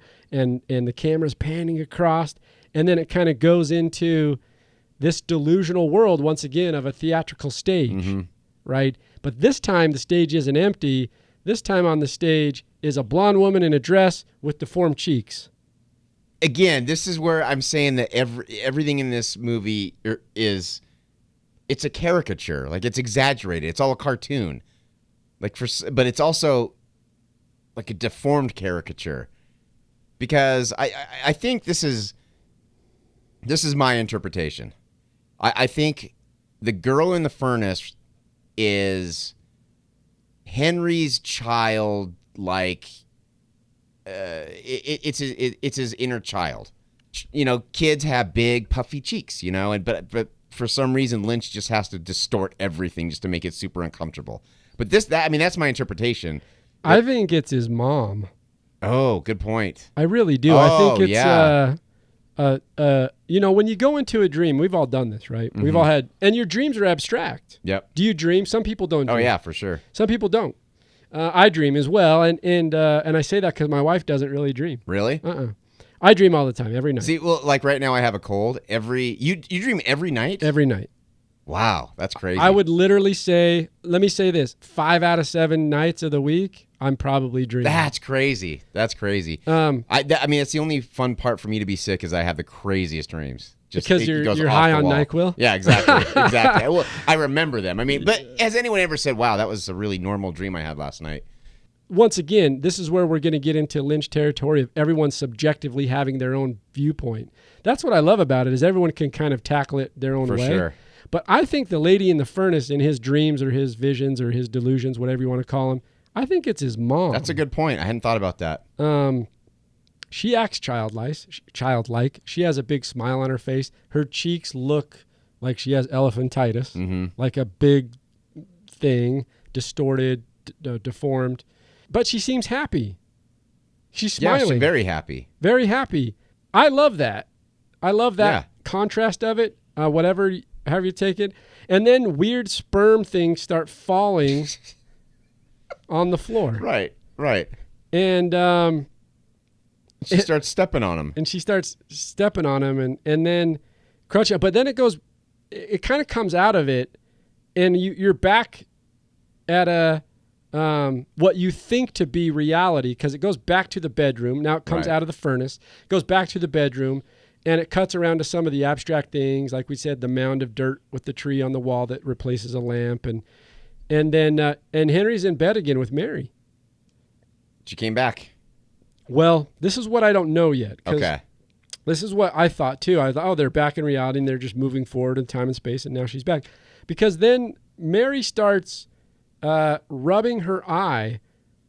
And this is where you have this squeaky, stretchy sound, like almost like a balloon, while she's rubbing her eye. I still think it's in a delusion or a dream. Okay. I think. Bear with me. Because she's, and it's this over-the-top sound, eccentric sound design, the squishy of her rubbing her eye. I remember this part. God, I hope this is a dream. God, this is I what hope I this mean. is a It's dream. still a dream. Yeah. She's moving around. She can't move. Henry's like, move over. And then as she's moving around, she's almost confined, almost like she's got a straitjacket on. And then he starts pulling out the alien-like sperm things from her blanket. Oh, my God. And throwing them at the wall. Just smacking them against the wall. And they're slapping against it, and they're falling down. And I think it's alluding, because it's still in that delusion dream, right? But I also think it's his fears. Something about his fears of Mary having more kids. That's a good point. Because they're these, you know what I mean? That's a good point. So there's something there he's doing, because then it gets into, it does the introduction. We're still in the dream state, by the way, at least in my thought. You don't know entirely with Lynch films, but I think we're still in the dream state, because as he's throwing, and then it goes to the little, what did we call it again? The little maggot? In the maggot, and the maggot inside. I just call it a maggot because that's the only thing I can. That's exactly what it looks like. Right. I would 100% agree. And so it goes to the maggot, and then it cuts to the woman seductress next door, and he starts fantasizing about her having locked herself out of her apartment and needing a place to stay. Gotcha. Okay, so you think that was a fantasy. It's all one seamless dream. So you go from woman in the furnace to Mary having sperm alien things pulled out of her blanket to the little, what's it called? The maggot? The little maggot? I can't think of the word. I don't know why. But it is the little maggot to the seductress next door. And she's like, it's so late. And then, which makes far more. Okay, this is making more sense to me. I'm saying now. all that's one if thing. That's all it's a one sequential fantasy dream in the thing. same thing. Okay, that makes more sense to me, because I was looking at this, and this is where it went off the rails, and I should have been more astute than this. I should have known that you never know if it's a dream or not, because I took it to mean as soon as we're out of the furnace, we're out of the dream state or the fantasy or whatever it is. But I think you're right. I think you're absolutely right, because it doesn't make sense that the woman would just suddenly come in and be like, hey, I'm locked out of my apartment. Let's bang. Yeah, because we've... That's how he wrote it in the script. Right, exactly. Yeah, exactly those words. She just says, I'm out of my apartment and it's late. Yeah. Okay. But I think all that's a dream. Okay. So if That you're makes far watching more this for sense. this 20-minute segment or Right. sequence, there's a dream. She comes in and Henry's getting what he wants. Yeah. They're in bed, but they're not just in bed. It's like a weird water hot tub bed. And I would love to know how they shot this. It looks awesome. It looks awesome, and they're slowly. Well, first of all, before we know they're in a hot tub bed, they're making out, and she looks over at the baby. Well, they're in the bed. They're in the bed now. Right. And she looks over at the baby, and Right. she's disturbed. Right, and she's disturbed, and he pulls her face back to him, and I think this is super important because it's, especially if it's a dream, because now we're starting to really understand Henry's fears, that he's going to be stuck with this kid, and it's going to ruin his entire life. He can't get laid again. He won't be able to get laid. He's going to be attached to this thing, and I don't know about you. When my daughter was first born, the first night she was home from the hospital, she had the crib right next to my bed, and I got up in the middle of the night, and I had a total freak out. And it wasn't so much that my life was ruined. It wasn't anything like that, but I was paranoid that she had stopped breathing in the middle of the night. 100%. Because one of the most this is going to sound very sentimental and dad-like. Right. One of the greatest things with my babies, my 3 kids, is when you'd wake up at night, and I liked it. It was one of the most soothing, fun, is just hearing them breathe. Absolutely. So if you get the opposite of that, it's going to go. And I don't know why I woke up, but it was just like I couldn't hear her breathing because she was just breathing softly. So I rush over to the crib and I bend down and I hear her breathing and I settle down a little bit. But you do the hand on the lungs. Yeah, I do totally. the 3 fingers on the lungs. Yeah, totally. But then I had this freak out, and it wasn't so much that my life is over and I'll never be able to have fun, but it was more like I'm going to be attached to this fear for the rest of my life. This worry that she's going to, fall down and break a leg. There's just always going to be that fear, and I'm never going to be able to escape that. That was my worry. So I can kind of understand if you're a much younger person, if you're a child, having a child, and the reality sinks in on you. I can understand that kind of paralyzing fear, like my life's over. I got nothing else going on. Once again, we go back to this is why he's so good, because I think if you look at our society, is you hear, particularly males will say this if they've been married young. I got married young, but you'll hear this a lot, which is like, oh, I'm not going to be able to sow any more wild roots. Right. Do you know what I mean? Yeah. It's a real thing in culture and how For people sure, speak. for sure. You hear that, right? Sure, you want to tie down to one person Right. or to one thing, and it can equate to a significant other, or it can equate to a child. Absolutely. Right? So it's even the old adage, the old ball and chain. Yeah, the old ball. Right. You know what I mean? All dumb shit. But at the same time, like, I get it, especially in this case when he's alluding to the fact that Henry is so young. Exactly. Right. I mean, it's just the idea of having some sort of burden for the rest of your life, where his is like he sees it that way. He sees it that way, Yeah. exactly. Whereas mine was much different. It was more, I'm going to be burdened with fear for the rest of my life. Yeah, because and those are two distinct things. I completely Yeah. understand what you're saying, 100%. I just have to clarify that. No, 100%. Because I'm in this. I get it, 100%. But he's also disappointed. He's trying to get her attention again because he wants to get what he wants to get. Right. You know what I mean? Yeah, exactly. And then they sink into the. Then they sink in. This is a great shot. It's fantastic. Once again, this is why, like in the beginning with the deformed kind of goblin Nosferatu character, why this has that vibe in the sense of like he can show what is alluded to be a sexual encounter without it being what we would imagine a sexual encounter being in the movies. Right. I love it. Right. I do too. I think you couldn't do it just any. I mean, you have to do it very skillfully in order for it to be effective, and that's why this movie's so great, because he's figured out a way to do this. Yeah. His brain, man. David Lynch's brain is just. I love to get in there. It's the Lynch factor. Because to be that abstract but also still be down to earth, it's crazy. Yeah. I don't know how he does it. I don't either. And as we've been talking about it, it's becoming more and more clear, and I'm more and more loving it. Me too. They sink into which is essentially saying that they've sunk into they've had intimate relations. And then it cuts to the woman in the furnace again, and she's singing "Everything Is Fine in Heaven." Oh God. Which was an original track written for the movie. And this all feels very Twin Peaks. You could tell he borrowed a lot of this, a lot of this kind of these elements from when he went out and did Twin Peaks. And some of the words are, "You've got your good things in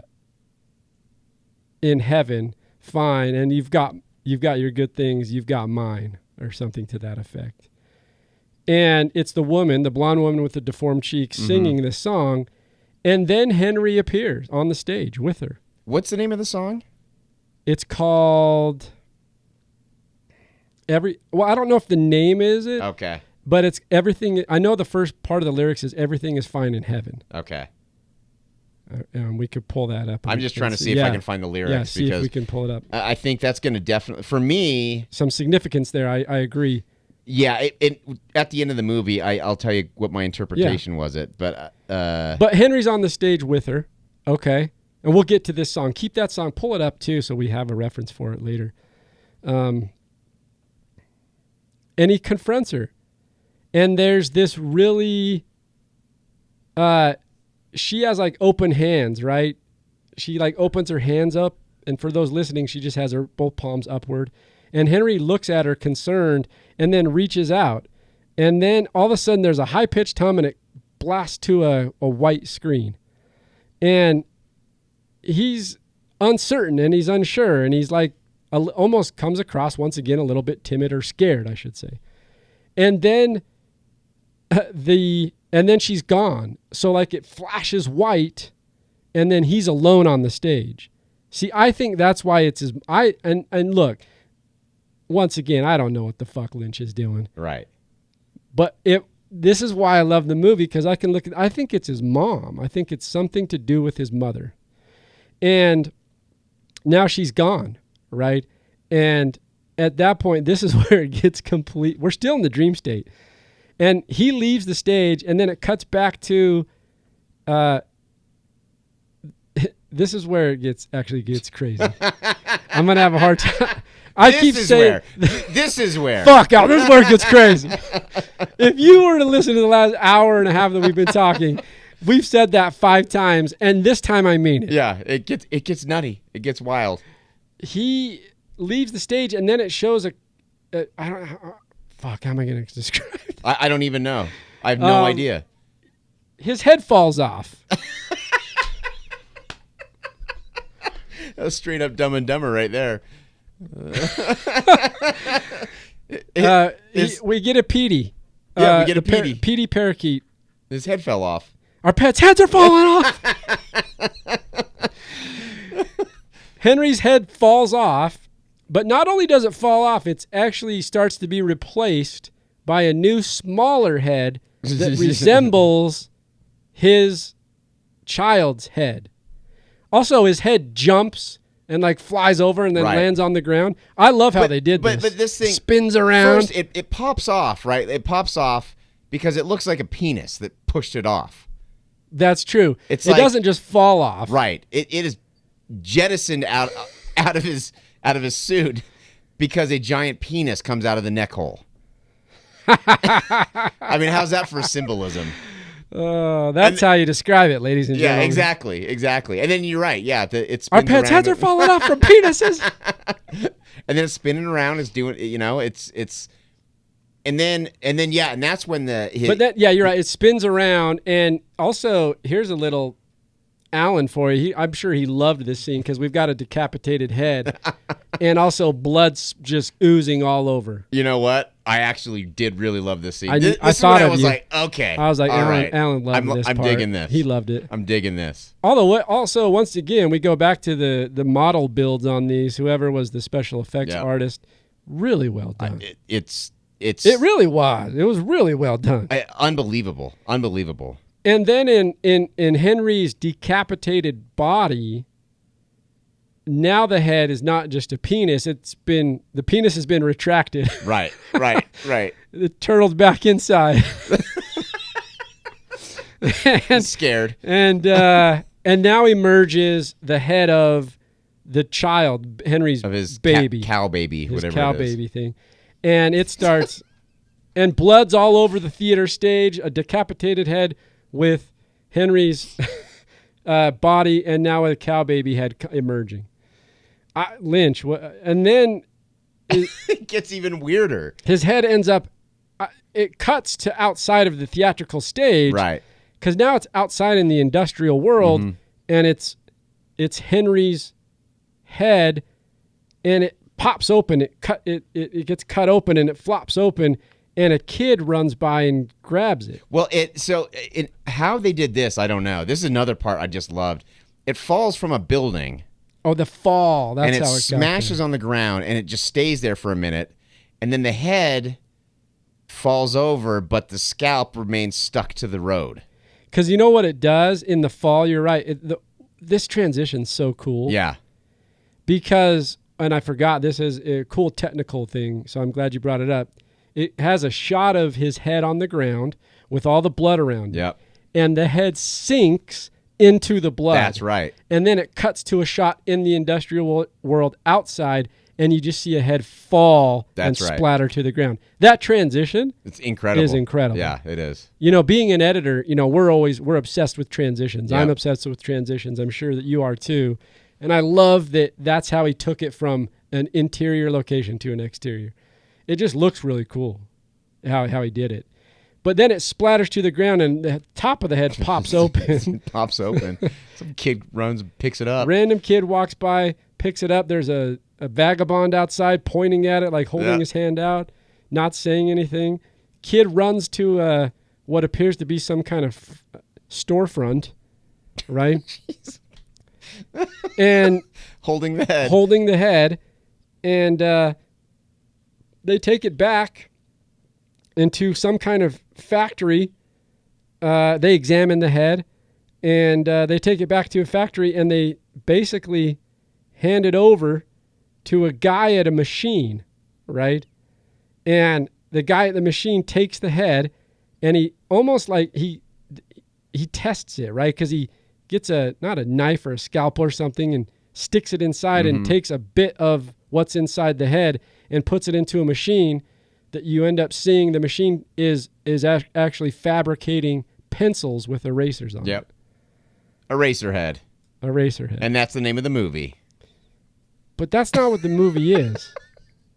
So, okay, I We're just not kind there of... yet. We'll keep going. I don't want. Yeah, go ahead. This is very rough, this theory. It just barely popped into my head. Hit it. Is he scared that this kid popped out of his dick, that popped off his head, so the kid is forcing him to become a mindless pencil pusher? I mean, that's very rudimentary. And that's a very abstract way to go if that's what it is. But once again, I mean, you could go that way. I see that. I see what you're saying. Mm-hmm. And that's what's great about it is he can take a common feeling of a father who's unfamiliar or feels inadequate or Right. unable to take care of something because he himself is young and doesn't feel like he can provide the right way and is going to be forced into doing something that maybe he doesn't enjoy or maybe is the quote-unquote right thing to do.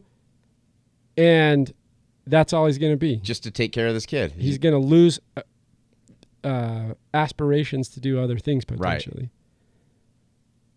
I don't know. It just kind of popped into my head. But Once once again, this is why Lynch is great. This is the Lynch factor. Right. Because you take an idea like that, many times you're just going to write it out and you're going to film it. And the person that's going through that's going to express, well, now I'm not going to be able to do anything. Right. I can't live up to my dreams. Right. Exactly. It's going to be all exposition. Yes. It's going to be like a big speech about it. And this is why I love Lynch, because now he can take that and go, now that may not be what it is, but I see what you're saying, Sure. and we can go with that angle. And the thing with Lynch that's so great is he lets us have it. He lets us. He does not. I love that. Never once will he come out and say this is what it means, because he lets it be up to us. And a true artist in every way. Absolutely. I mean, the dude is just he's everything I aspire to be. So then they test. It goes through. They use his head to make a pencil eraser, and then they test it. The guy takes it out of the manufacturing machine, writes on it, and then erases something. And then what's cool, once again, we talk about these transitions that he uses, which are awesome, because the dust or the residue from the pencil eraser, the guy brushes it, and it flies off, and it turns into like stars of specks of dust. Yeah. And turns into the space. Right. Which is awesome. Then it cuts back to Henry in bed. But we see the man in the planet, don't we? No, he's not in there yet. He's not in there yet. Not okay. yet, if I remember right. It's just because that's the cool part about the transition. And it's just a technical thing. It's like, I'm going to take the specks of the eraser. Right. And then it's going to turn into the bigger picture of the stars. It's just cool. It's a cool transition. Much harder to do back then, too. Much harder to do. And also, like, I love this because, like I said, being an editor and being in that all the time, I'm always thinking about transitions. And this is, once again, when the best directors have an editorial mindset. Yep. We talked about this with Nolan last week. For sure. And he's like, because it's hard to think about how to take a scene from one place to another if it means something. You know what I mean? How do I take it from here to there? And they're already thinking about, this is how I'm going to do it. This is the shot. This is the exact layout of it. And he does it brilliantly because that takes it kind of to the specks of the universe, the dust. And then it cuts to Henry in bed kind of almost coming out of this illusion or this dream. So masterfully done, I think. I think so, too. And also, it cuts to Henry and he's concerned. Right, it has this like concerned look on his face. His dopey face. His dopey face. He's back in his bedroom, and here's the baby again, making all sorts of noises, and he basically leaves. I believe at this point, and that's what I think. Finally, after like 30, it's been a while, 30 minutes, we're finally back out of the dream state. I think so. Okay. And I could be off here, so for those listening, but that's you're kind right of where I think you're right it on sits. with that. Yeah, I think you're right on with that. Because what it does is motivates him to do what he wants to do, which is go across the hallway, and fuck his room, his next door neighbor. You know what? It makes it so he pounds on the door. So he goes over there, and he no one's there, pounding on the door, and so he goes back to his room, and inside his room. This is where it gets. Now it's all going to come together. Alan, this is where it gets crazy. We're finally getting there. We're finally getting there. And he lays back down in bed, concerned look in his face, frustrated, unsure. He's thinking of something though. Something's going on. But at some point, he sees the sexy lady across the room making out with some dude. Yeah, and that kind of fires him up. Yeah, and that fires him up. Because he's like, that could have been me. In his mind, right. That's how I feel he was kind of approaching it. He sees the woman across the hallway making out with some dude. And by the way, that dude also has a deformity. He does. His face. That's right. Got just like it's a birthmark on his face or something, but he has something going on. So Lynch is always throwing in these obscure looks as well, which I love. It's his thing. Then he goes back inside, and after he's seen them making out, he almost falls apart, slides down the door, and he feels defeated. This is where the frustration comes out because he hears the baby again. He sees the baby. He opens up that drawer, that dresser that we talked about, that dresser that has the water and then the dead vegetation on top. And he pulls out scissors from the drawer. And he walks over to the baby. And you just know it's going to get bad. You just know. When he pulls out those scissors, it's like, oh, God. Now, remember, and I don't know that we described this, the baby, you can only, its head is resting on a pillow, and then its body is wrapped in bandages. It looks like it's swaddled. Swaddled in bandages, and all you see is a neck and a deformed or premature cow head. Right. Premature cow head. Now, he gets the scissors out of the dresser and walks over there and starts to cut the bandages off the baby. Because the baby's wheezing and making even more elaborate noises and suffering. It's really starting to, Yeah, it's again. It's also convulsing at some point. It starts is, to yeah. convulse. And this is where I don't know if it's got to be puppetry, but this is where it gets really good and really detailed, and you're really starting to feel like you're watching a murder happen. It's even though it's a puppet. It's just really authentically done. It looks is. real. He cuts the bandages open, and it's almost like lungs, as if you were to take someone's lungs and cut down the middle of the sternum and open lungs up, Right. and see like the inside and like a heart and like a. So were the bandages its skin, or was that the only thing holding the I think it was insides together? The concept to me is that that's what's holding the insides together, because once he cuts through all the bandages, everything kind of spills out a little bit. Okay. And you see the heart and what are apparently some kind of, and it's just, and he's in shock. The baby? No, well, he yeah. is too. Yeah, The yeah. baby's in shock because Right. it's convulsing, and what appears it's dying, even For more sure. so than ever. For sure. But no, I mean Henry, because it's convulsing, and then he takes the pointed end of the scissors and punctures the heart. Right. And it oozes. And it Of starts course. oozing, and it's convulsing, and it sprays out. Yeah. And like he jumps It back. sprays out of a hole that he didn't even puncture. I did notice that. Yeah, but it's still That's okay. cool. Yeah, it's very cool actually. And then it's cool. This is the thing, though. It's cool and very sad. It is. Because you Why do I feel so you bad? feel for this thing that is clearly a puppet. Like it doesn't even look. I don't know. It still looked. I think It I think does. it looks real. It does look real, but it's like nothing we've ever seen before. It's nothing that is even close to being in our reality. It doesn't speak a word. It can't form expressions with its eyes. Like it doesn't have eyebrows to emphasize what it's feeling. But somehow he has created this little monster baby that you can tell exactly what it's feeling at any given time. Yeah. And you do really feel like it's like he's murdering a child right now. But he jumps back in shock of what he's done. The baby starts convulsing even more, spraying out. Then it coughs up Oh God. blood. Oh God. That to me got me. And then it starts. It's foaming from the body. Yeah. So like, just massive amounts of foam type Right. substance start coming out of the puncture wound, and Henry's completely in shock. It cuts through his face, and he's realizing what's happening. The lights start flickering in the apartment, right? Right. Then after all the foam has come out, it cuts back to it, and the neck of the baby's like 10 feet long, It's stretching out. out. And I don't know what to say other than he's completely in shock, and it starts spitting out of the mouth. The electrical wiring in the apartment's like sparking off, and he's just concerned. He's like, he doesn't know what to do or how to, he doesn't know how to interpret it, just like I don't. Right. The neck is now 10 feet long. Just, I don't know. This is getting close to the ending here. There's something going on. And then finally, now the head enlarges to a huge size. Yeah. The baby's head is huge, and Henry's basically scared. Yeah.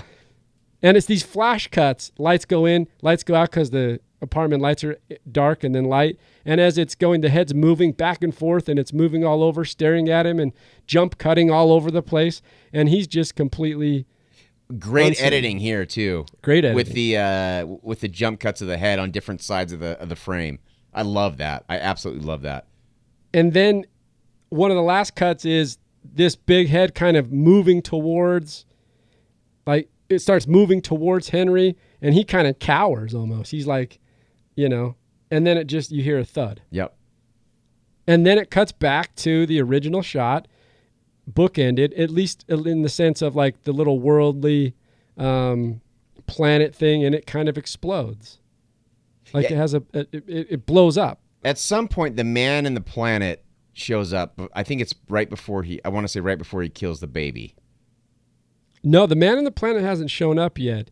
We see the planet crack. It's that original planet thing that I keep calling it a planet, but it's like a weird ball. I don't know what it is. It's almost like a textured egg in a sense. Yeah, yeah. Right? And so and then that cracks. It cracks, and then it goes to a shot of Henry, and there's a big hole, a gaping hole inside the textured egg now because it's cracked open. You hear electricity and all this sound design, and then it cuts back to the Nosferatu character that we saw in the beginning, the goblin kind of deformed looking creature. And I don't know if he's grinding something with metal. So this is the man in the planet.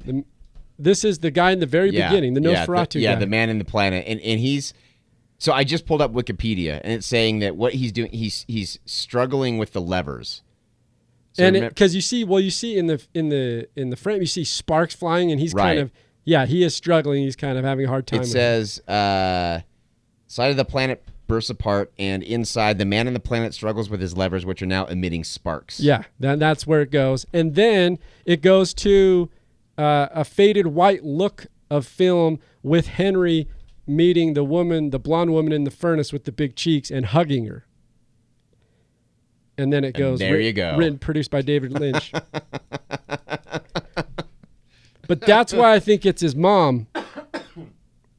I don't know why. That makes sense. But I think it ends on that note, and I think it's his mom. The woman in the furnace with the big deformed cheeks is his mom. I still think, for me, I interpret it as his inner child, and the man in the planet is his kind of animalistic self.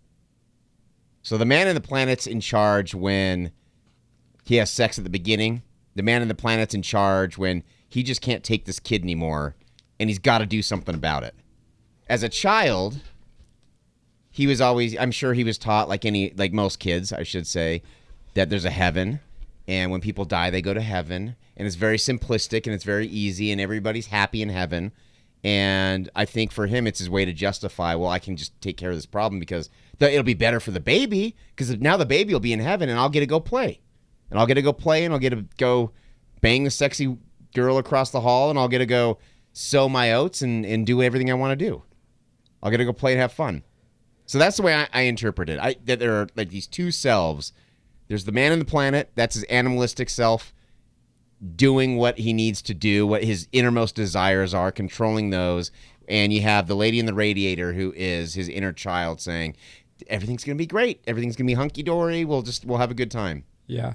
The conflicting ideas of what you tend to believe, either through upbringing or otherwise. And you have two kind of personas, and one is this thing and one is that thing, and they're constantly almost kind of battling against each other. Yeah, I think that's a fair throw. I don't know what the fuck is going on. I love filmmaking, and I'm a movie enthusiast. I'm a film buff, film teacher. That's a good. What you just said is really good. I don't know. I would actually, and I don't know the specific classes you're teaching, but I think it'd be interesting to assign a paper on this. And just see what purely selfishly to see what other people interpret out of this movie. Well, I teach two classes. I teach an editing class, and I teach an intro to film class. So the intro to film class next semester, if I end up teaching it, I'm going to assign this because we just watch movies and we do essay reviews on them. This one wasn't in there this last semester, but the coming semester I'm going to put it in. Because I would just love to hear other people's interpretation. Especially film students, man. There's nothing like there's no stronger opinions than kids in college. I mean, I have my thoughts on it. This is a gripping film. That's how it is. It's just gripping. The first time you see it, you're going to be confused and maybe a little off-put because you don't understand it. But I think that overall, it's just a real entertaining film in the sense of just complete abstractness. Were you put off by it? No. The only thing that was off-putting for me was the pace. It was just so slow at times. I wasn't off-put. I actually was the opposite because I'm constantly intrigued by the strange and unusual because I myself am strange and unusual. Nice. Nice. Yeah, I mean, I think we hit on a lot of good notes. I think is homage there. I think that's common. We talked about the German Expressionism, the Chaplin, Buster Keaton type of silent film era. Just a lot of things going on. I like your interpretation. I think that's fair. I want to write my own paper on it. Yeah. Because I need to keep watching it again and start to figure out what might, come about by doing so. So give me your rating on it. I think you gave a good summation. Give me your rating on it. As has been the case for a number of films that we've done on this show, my rating is risen as we talked about it. I know, it's funny how that works. It's when I finished the movie, I was fully ready to give it. Oh, by the way, there's a name for the little sperm creature that comes out of his mouth. Spermazoid? A giant spermatozoon. I can't even pronounce it. Just imagine an alien sperm. It's an actual thing. Holy shit! In reproductive biology. What's it called? It's spelled It's spermatozoon. Whoa. So sperm, toes, and then ZOON. Spermatozoon. A spermatozoon is a motile sperm cell or moving form of the haploid cell that is the male gamete. A spermatozoon joins an ovum to form a zygote.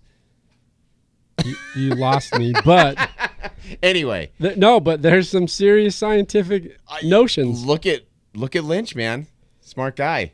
I don't doubt the creativity and intellect of him. But anyway, I was fully ready to give this movie a straight 5, because coming out with a 5. Just because it was I didn't understand it. It was so slow, and it just wasn't doing it for me. But then as I started thinking about it and I started kind of processing the imagery that I'd seen, and like you said, I'm not going to lie, I love the severed head. That was so cool. And a lot of the effects that were done and the atmosphere, I bumped it up to a 6. After talking about it, I'm going to go to a 7, maybe 7.5, but at least I'm going to stick at a 7 right now. Give me those 10th of a rating. Remember we talked about last week? I know. 7. We got to go in hardcore. 7.35. Always giving double. I'm going way specific here. Okay. I just upped my scale to 1,000. Yeah, you did. I love the specificity. Couple quick trivia notes and then a couple ratings, and then I'll jump into it. He had a hard time getting the film financed. I can't imagine why. He ended up going through AFI because he received a grant as he was a student there. And then at one point, Terrence Malick screened the film for a potential financial backer who walked out calling the movie bullshit. I saw that, and it made me so happy. I think that's funny because there's always something fun about the idea that whoever that financial backer might be now could have been like, man, I could have really got on the David Lynch train. It's like the dude who missed out on Apple. Yeah, exactly. The film was created in piecemeal fashion over 5 years. That's pretty crazy. I heard 7 years from script to the end of post. It says it could be, but the facts that I'm reading, they're the research, not the research, the trivia that I'm reading, says through all 5 years.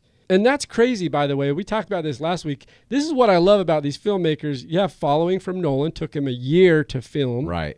This took a year and a half plus whatever, or 5 years or 7 years, however long it ended up being. The drawn-out shooting schedule, right, with like 18 months between potential scenes on some of this one is what it says. It says 2 years in, cinematographer Herbert Cardwell, who was 35, died in his sleep. Oh, God. And then so it took months to find a new cinematographer, find the money, the whole deal. To be able to get the actors to stay on board for that long is pretty incredible. And you never know that it was made over a long period of time. Right. Talked about this, the seamlessness of it. Like, it's really good. His Henry's character is like, it looks seamless the whole way through. I did read that he kept that hairstyle the entire production. This guy seems like a great actor who's like totally devoted to his work. Seriously, all he asked for as far as to keep him entertained during his downtime was just a chair in a room.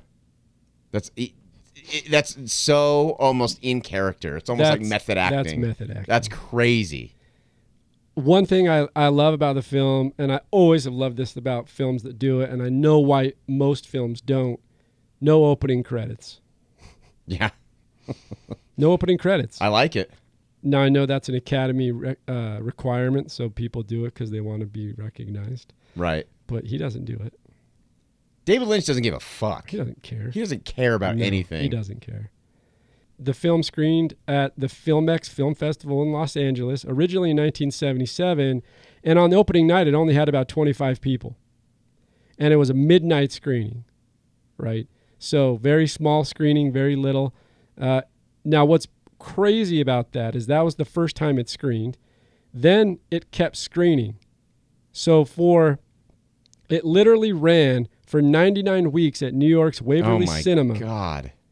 Had a year-long midnight run at San Francisco's Roxy Theater, and achieved a 3-year tenure at Los Angeles' Newark Theater between 78 and 81. You got to be kidding me. So these art house theaters, it ran for on 1 year, 2 years, 3 years. 99 That's weeks. insane. Yeah, it's crazy. There just must have been a lot of demand to see this thing. For people in the know, at least. I mean, the art house culture and the art house niche for sure, right? Swiss surrealist H.R. Geiger cited this as one of the greatest films he's ever seen. I wonder why. And then Lynch said he wouldn't work with him because he said that Geiger stole his work, stole his ideas. Yeah, on Dune. On Dune. Which Dune is a fun movie, by the way. I've never seen it. It's good. Is it? Yeah. This is kind of an interesting technical one, and since you're a soundphile, what do they call it? Sound, you love sound? Audiophile. Audiophile, that's the word I was looking for. During production, Lynch began experimenting with a technique of recording dialogue that had been spoken phonetically backwards and reversing the resulting audio. That's a Twin Peaks thing, right? Yeah. It's cool, huh? Yeah, really cool. I don't know. He definitely uses it later.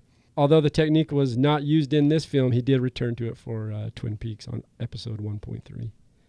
That's just a cool technique. That's why I love him too, is because he's not only an artist in the sense of how he's trying to structure imagery, but like technical. Right. Like the technical, it enhances the art.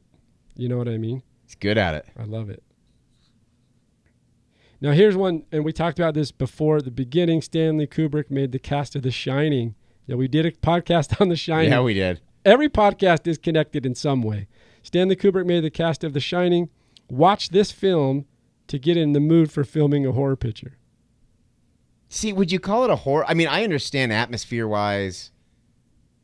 Yeah, it falls into that category, if not subcategory. Right. Yeah. There's a little bit of Cronenberg in here, too. Yeah, there is. There is no dialogue for the first 10 and a half minutes of this movie. There's not a lot of dialogue in this thing at all. Or the last 20 to 30 minutes. Probably partly why it's slow at times. Or feels slow. And you say that, and I get it, but I never really felt slow to me, in the sense that I was bored or uninterested in what was going on. It didn't for me. I just think a lot of it was just drawn out. It just took its time unnecessarily. And I know that's what happened back then, and nowadays we have shorter attention span, but still, it's just, especially that opening scene, maybe that put me off for the whole movie, but man, that opening scene just goes on and on and on, and there's just a bunch of that stuff in there. And then lastly, and then we'll get into the rating from Rotten Tomatoes. In 2004, the film was preserved in the National Film Registry for being culturally, historically, or aesthetically significant. Can you imagine So decades and decades and centuries from now when people go back and look at some of the historically important films of our era, and they get to Eraserhead? Yep. Well, holy shit. It'll be the same for them as it was for us. Pre-Eraserhead and post-Eraserhead. Yeah, that's right. You'll never be the same. Never be the same. Rotten Tomatoes. Tomato meter for the critics, 90%. Does not surprise me a bit. Audience score, 83%. So It doesn't really surprise me either. yeah, that's probably where you would almost imagine it. I can tell you, after it debuted, okay, and this is straight from Wikipedia, Yeah. but after it debuted, Variety offered a negative review calling it a sickening bad taste exercise. The review expressed incredulity over the film's long gestation and described its finale as unwatchable. Did they retract it? I would imagine they probably did. I feel like sometimes they end up, retracting it. I don't think they should do that. I don't understand that, though. The retraction? Because you either like it or you don't. Like, I don't understand when you give something an overwhelming negative review and then you retract it and be like, oh, just kidding, it was great. But we talked about that before, and I know a few of them had that, and I don't remember which ones off the top of my head. I know Roger Ebert where Roger Ebert had retracted some of his. So, but by the way, speaking of Roger Ebert, he said, defying explanation, the brilliance of David Lynch's Eraserhead. He actually liked it. Looking at David Lynch's body of work, starting out here and then moving forward into other films, you got The Elephant Man later on, which still is crazy that everybody approached him. What I found, another piece of trivia that's interesting, is that a lot of producers and directors and Hollywood filmmakers approached him to collaborate. Yeah. They were so taken back by this movie. Lynch was offered Return of the Jedi by George Lucas. I did read that. Isn't that? And he turned it down. Can you imagine Return of the Jedi directed by David Lynch? I kind of want to see it. I know, I do too, but it's like the third. It's the climax of the trilogy. Right, like it's this is it. We're gonna figure out everything. Everything's gonna be answered and solved. And David Lynch goes all Lynch on it. It's not. Yeah. Oh my God, it'd be more backlash than Rian Johnson. I liked Last Jedi. I loved it. I love Last Jedi, but man, people did not like that movie. What I love about Lynch is that he's a filmmaker through and through. Did tons of short films leading up to this film, half a dozen, I should say. Got into Eraserhead, did The Elephant Man, did Dune, did a movie called Blue Velvet with Dennis Hopper. Have you seen Blue Velvet? I haven't. It's going to take you down the Lynch ride. Good. The Lynchmobile. Right now, I'm going to go right through his whole entire catalog chronologically. I think that's fair. I haven't seen all his stuff, but I've seen Blue Velvet, which I loved. I've seen Dune, which is fun. It's not. It's more of a popularized movie or blockbuster type film. Sure. But with a Lynch. Well, it's based on the Lynchonian. Good. Sprinkle. That's all I want. I just need a little sprinkle. How about Lost Highway? Have you seen that? I haven't seen Lost Highway.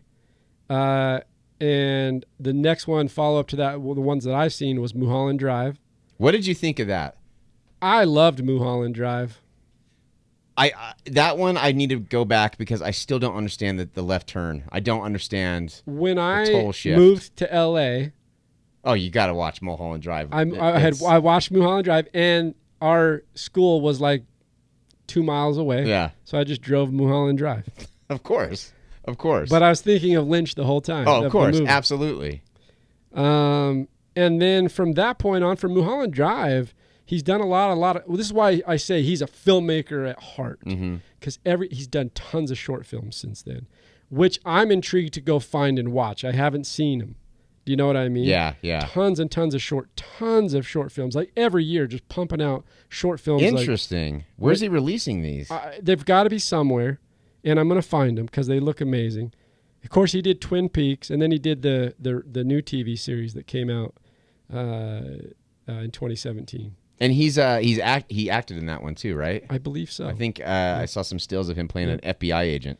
He's always in them too. He was in the originals too, back in 1990. This is kind of re-sparked. I was fascinated by Mulholland Drive, but looking at all his body of work here, like there's so much to go back and try to find. Short films, I gotta find some of these. Intrigued by this film, Alan, I gotta say. And the more we've kind of been breaking it down, the more and more I start looking at Lynch as a true, not only auteur, but also master filmmaker in every sense of the word. I enjoyed the movie. I thought that I was, unlike you, I wasn't really ever bored or kind of the long pacing didn't get to me. The obscurity made it intriguing. The uncertainty, as we've been talking about it, I've feel like I'm getting a little bit better grasp on it, if that's even possible. For sure. I'm going to come in with a rating. I'm going to come in pretty high on it. Because you can't, if you can define a movie like we just did in the JC format, the pre-post, the before Lynch, after Lynch. Right. Do you know what I mean? Or before Eraserhead, after Eraserhead. Then it has to have an impactful score because it's unlike anything you've ever seen. I agree. 40 plus years later, and it's still like, and I've watched a lot of movies. I know you've watched a lot of movies. It's unlike anything I've never ever seen anything like it. I've never even felt like I'm seeing something similar. Like you know, sometimes when you see disturbing things, you get that same feeling, even if it's across multiple genres or multiple movies. I've never felt anything like that when I'm watching this. Yeah, the only thing that I wouldn't even call it in the same. It's not the only thing I can even think of in a sense of the abstract nature, but still maybe having a little bit of story, is Ingmar Bergman's Persona. Never seen it. It's a film called Persona, 1966, Ingmar Bergman. But I literally mean, for a movie to be before and after feeling and carry with it interest and intrigue, and as we talk about it, start to grow the appreciation of it. Because we can watch Play Misty for Me. We're not going to increase our appreciation for it. Right. We're going to probably stay pretty neutral on our rating. Do you know what I mean? For sure. It is what it is. Here's our rating. And discussing it won't really change that. This film, like a few others, our rating is going to change as we discuss it and really break into it. Definitely. And analyze it. Definitely. So I'm going to come in pretty high. I'm going to go 8.7. Ooh, nice. 8.7 nice. For Eraserhead. Have you given a 10 yet? 110. 110. What was it for? 110. Modern film, modern filmmaker, playwright, Martin McDonagh in Bruges. Oh, yeah. Because I can watch it over one of my favorite movies of all time. It's a film I can rewatch over and over and over and over. In fact, I remember when you were telling me that you were doing this podcast, you told me you'd done In Bruges, and I was immediately hooked because that movie is one of my all-time favorites. We'll have to do In Bruges, the sequel. That's how much I love it. It's so good. It's so good. That's a movie I could just go on and on about. And that's why we'll do a sequel on it. For sure. For sure. This is, Eraserhead, 8.7. You're coming in at a 7.35? 7.35. So double digit. That's right. Decimals. I'm going to make this as complicated as possible. Look, go watch. It's now incentivized us to go watch David Lynch's other work that we haven't seen. High regard, high respect for Lynch. Love the movie. Go watch it. You'll be completely disturbed and in awe at the same time. This is Gabe and Alan with the Tame Aperture podcast. Go ahead and check us out at www.tameaperture.com. We're on all streaming platforms. Leave us a note. Get in touch with us. Let us know what we should be watching. Join our community. I kind of, by the way, Alan, as an outro, one thing I want to say is I see this podcast as almost like a book club. So a book club is like everybody gets together, reads the same book, and talks about it. This is a digital format of that. If you have suggestions on what we can watch, what we can talk about, join the community, and let's watch movies together and talk about them. This is the Tame Aperture podcast. Go check us out. This is Gabe and Alan signing off. Thanks, everybody. Tame Aperture podcast is produced by Dutch Angle Pictures in association with Studio B Productions. Listen, watch, and subscribe on Apple Podcasts, Google Play, Spotify, and YouTube.